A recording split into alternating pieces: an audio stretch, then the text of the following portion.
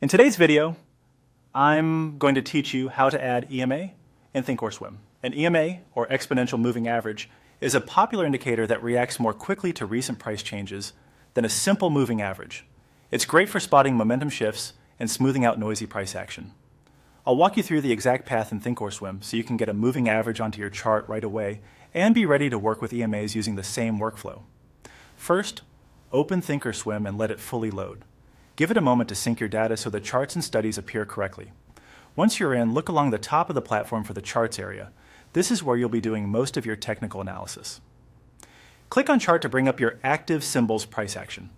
You should see candles or bars, your time frame, and the standard chart controls. If your workspace looks a little different, that's okay. Thinkorswim layouts can vary, but the options we need are in the same general place. Next, go to the Studies menu. This is where Thinkorswim keeps all its built-in indicators and strategies. Opening Studies brings up a panel with a search box at the top and a list of available studies below. In the search field, type Dailysma. Don't worry if you see Dailysma in this example instead of EMA. The key here is learning the flow. You open Studies, search for a moving average study, and then add it to your chart. Depending on your setup, the search results can surface different moving average options, and the process for adding an EMA follows the same path through the Studies panel. When you see Dailysma in the list, double-click it. That action sends the study to your chart's active studies list on the right side of the panel. You're essentially telling Thinkorswim, attach this moving average to my current chart. Now click Apply.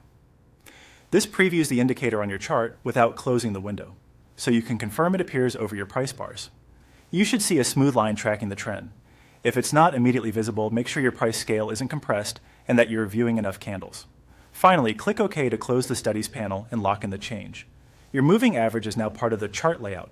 From here, the same workflow, opening studies, searching, adding, applying, and confirming, is exactly how you'll add and manage your EMA indicators in Thinkorswim. That's it. You opened the platform, navigated to charts, accessed studies, search,